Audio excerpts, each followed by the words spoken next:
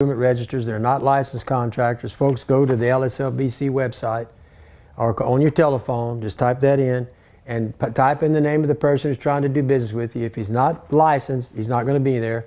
If he's a home improvement, it's going to tell you, and I highly suggest you stay away from them because they're not licensed contractors. Hire a licensed contractor who's been tested, who carries the right kinds of insurances, and has a history.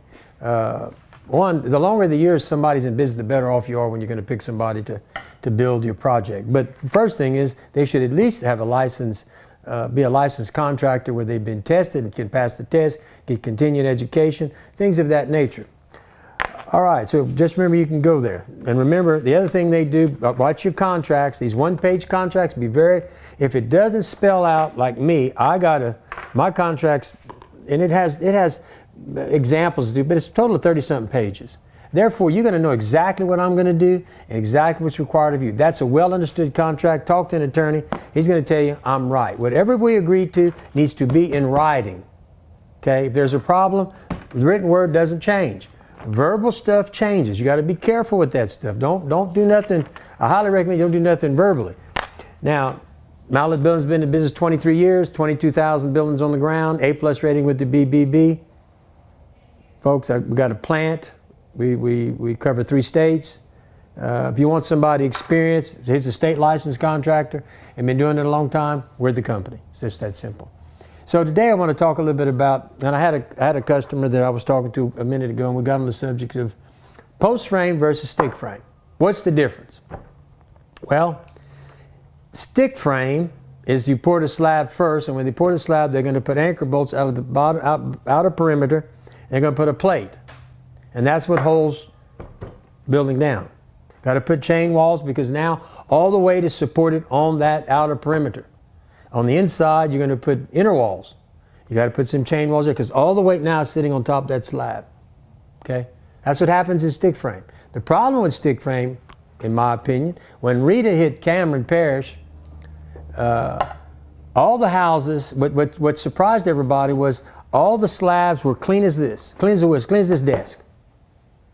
And what nobody could figure out is where was the anchor bolts? Well, what happened after 30-something years, the anchor bolts had rusted.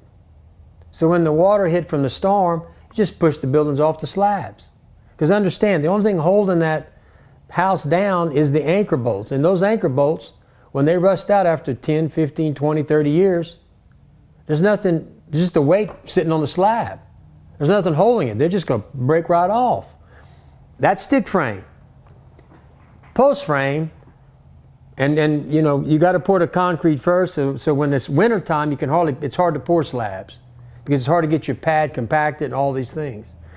And in post frame, we operate a little differently. We pour the slab last because there's no weight on the slab. All the weight of the building is transferred to the post. So the outer perimeter of that building, every 10 feet or every 9 feet on the Mallett building, 10 feet on the Best Buy and the other series. But anyway, the posts are anchored 3 feet in the ground, inside of a post protector. Okay? So the post is anchored 3 feet in the ground, in a post protector. Therefore, the microorganisms of the dirt are not attacking the treated post, which has a lifetime warranty, by the way, against rotten fungal decay and termites. But we put it in a post protector too. Give you another, and we guarantee it for 50 years. Okay? So the posts are in the ground every 3 feet. So there's 2 types of winds you need to concern yourself with in construction. Headwind, uplift. Okay? So what happens in headwind in post frame construction, as the building is hit with the wind, all these posts are working in concert. You'd have to shear them all simultaneously because they're all anchored 3 feet in the ground. Stick frame, I'm just sitting on top of the slab. I just got to push you over. Okay? Uplift. We transfer, when we pour the slab, after we build the building, all the posts are anchored in, we put a engineered graph of cables, aircraft cables, a grid, and then we attach that to all the posts. Then I pour all the way to the concrete on top of those cables. So what happens, I took the dead weight of the slab and transferred it to the outer perimeter of the building with all these cables.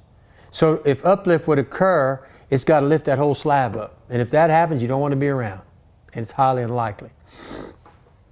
So that's some of the things you need that I want to explain to you. I've done this before, but I guess I need to refresh because I was having the conversations. Well, you do it wrong. No, I do it right. I pour the slab last because I don't want no weight. And then when I do it this way, I have no weight on the slab. It is floating. All the weight of the building is sitting on the post, transferred to the post. Whereas in stick frame, it's sitting on the slab, all the weight. Okay? So anyway, wanted to explain that to you. If you have any questions, always feel free to call me at 337-515-2154, or you can call the office at 337-214-0428. Always remember we have a referral program. You know, if you buy a building with Mallett and you refer someone, you get a $200 check.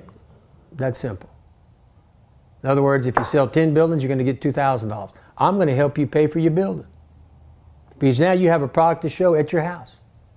And I want to help you pay for your building. That is always the objective here, is to try to get people who bought buildings to always talk good about us, but at the same time make some money. Help pay for your building. Hey, you know, you got the product. Show it. Get the customer here. You know, I send 50 sheets to every customer who buys a building, which are referral sheets. And if that customer comes with a referral sheet, or if my referral guy who handles all that calls you, he'll call the person for you and we'll still send you the $200. So anyway, if you have any questions about anything we do, feel free to call me. And I've given you my number, 337-515-2154, or you can call the office at 337-214-0428. Thank you. Please share this. It's always